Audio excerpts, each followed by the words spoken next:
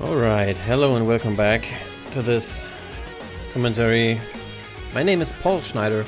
I'm the creator of this thingy called GunGirl 2, and we are now continuing our epic journey through time and space. And this on the right side looks like a glitch, but you can actually go there later, so don't worry.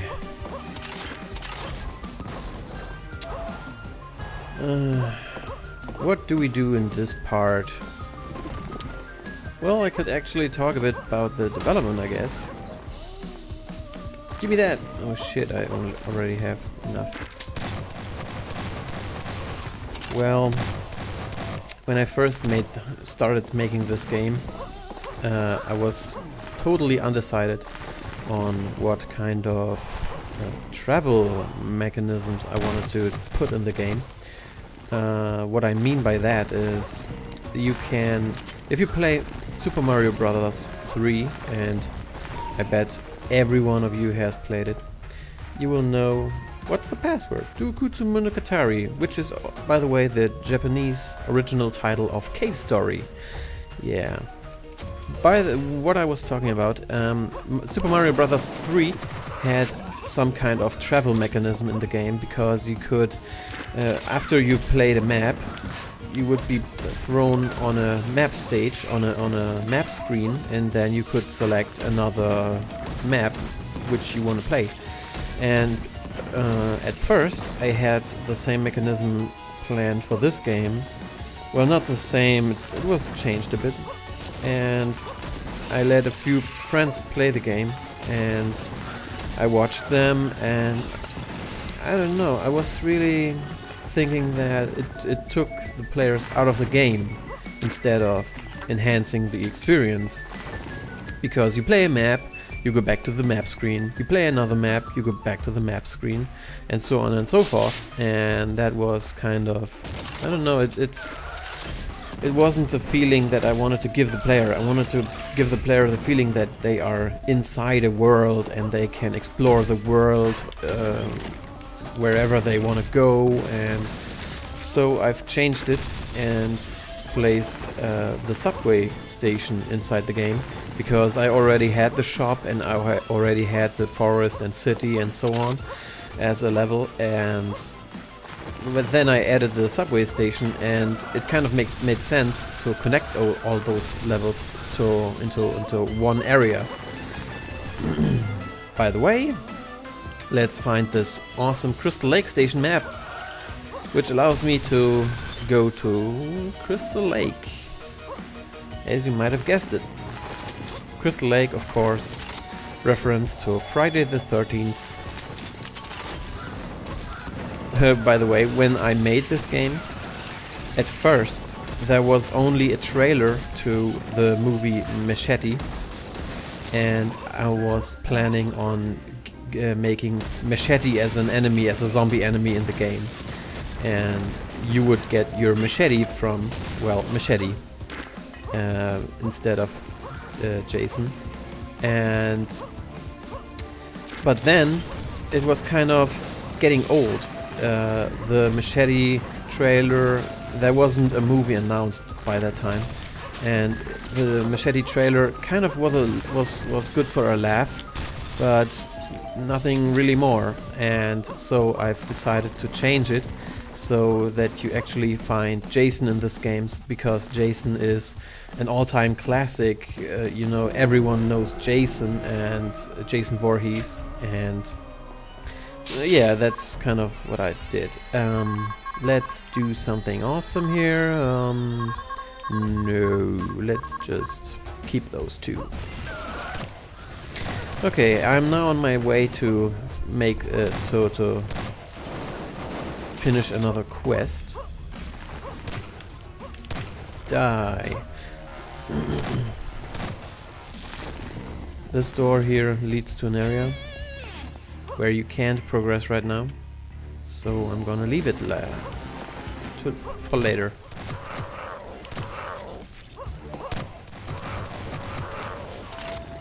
Yeah, another thing when you make a game is giving what's the name, priorities for actions that the player can do simultaneously. For example, I could at both times have a shield and hang to this cliff. So when you make a game, you have to decide which is more important. Do you want to make the player hang on the cliff or leave the shield out? And this was kind of a difficult decision for me. By the way, awesome pushing blocks quest only in one place in the whole game. Yeah, I thought like, hey, this is kind of cool, but after I've implemented it in the game, I thought it's kind of ridiculous. So this is the only part. I didn't want to take it out, so why not leave it just in and do nothing again with it? Now what was I talking about? The priorities. Yeah, you want to give the player, you want to make the controls of the game very coherent and very easy to understand for the player. And if you give them the choice to use the shield at any time, you have to stick with that. And you can't just, you know, at this situation you can use the shield, and at this situation you don't, and now it's possible and now it's not, because the player will get confused and won't like the game as much, because he doesn't have the feeling of being really in control of something, but rather than playing something that is kind of made up out of your ass while you're doing it as a developer. So yeah, try to be coherent and try to be stick with one theme if you're going to make controls, because controls are one of the most important aspects of a game. You don't want to play a game where you have the feeling that you're not really in control of anything. That's just my advice as an amateur game developer, but I think other people would agree that you have to have coherent controls, and I don't know what other word I could use for that.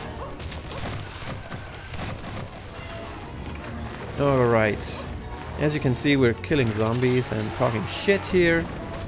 Those hags, by the way, are a very cool enemy that I got the inspiration from Resident Evil 4, where there are some zombie guanados, or what's they called?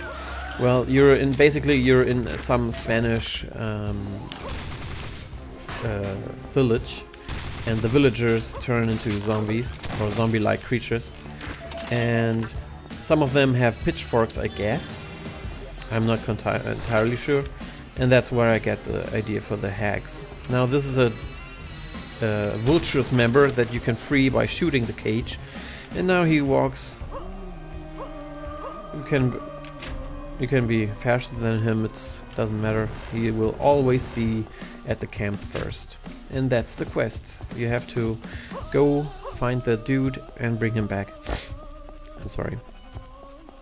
Okay. I have no business with you. When I was developing the game, I had some interesting ideas for the suit, which I will now get right here. But at first I didn't have 2 players in mind. Oh, by the way, now that you have joined the vultures, you can double jump now, which is very awesome. I had only one hero planned, and that was the girl, of course. And I was thinking of some suit ideas to make her look awesome in the suit. And I came up with the suit for Scythe that you just saw. And I thought, hey, that's rather fitting a dude instead of girl. So I made a dude. And yeah, that's how this idea came to life. And then I thought like, hey man, let's make a 3rd hero. And I thought like, no, I don't want to give the player too much choices, and he looks kind of awesome, so most people would rather pick him instead of the dude. So I basically made him a third hero that has a different gameplay and different story altogether. I'm almost dead. No, yes. Okay, you're wondering why I'm going here, or maybe not if you've played the game. Whoa, shit! And I'm dead. Yeah, let's load. It's so sad. The music is so awesome. The game over screen, I thought like something like, hey Josh, I told Josh, hey man, I want something like a 10-second the music for the game over screen, something like that. And he was like, alright, I have something in mind. And he gave me this music, and I thought like, oh my god, you wrote a freaking opera for this game over screen. It's awesome. Basically, the game over screen is just a short version from the credits song. If you notice the background of the credits song, you will notice that it has the game over screen inside. Oh shit. Okay, now let's not fail this time. Damn it. As you can see, or as you could see, the hack is kind of versatile by trying to kill you, because... oh, what was that? Okay. Because the hack has 3 attacks. She can stick her pitchfork up your ass when you're next to her. If you're above her, she will try and attack you up, and I don't want to die, man. Alright. And yeah, the third is if you are hanging from a cliff, she will attack you downwards, I should say. Okay, now we have the most discussed feature in the game, the bomb jump, which was named by Gentle Raven. Basically, you can now hover in air for a short duration by having an attack that pushes you upwards in the air. Also, you can use it to jump upwards, which is used by jump, bomb, and then there you go. There's also some variation with the shield. Yeah, basically this is how I have intended it in the game. This, not upwards, sideways.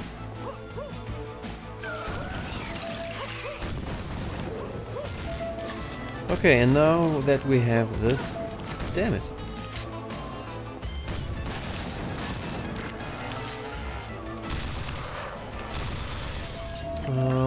This weapon,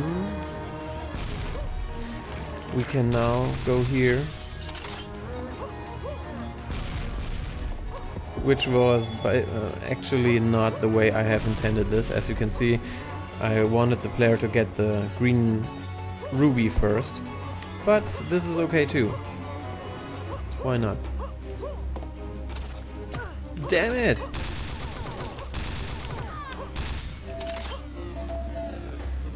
Yeah, the zombie snipers, which are another enemy that is back from the first game, and it's just, yeah, a recolored and slightly changed version of GunGirl.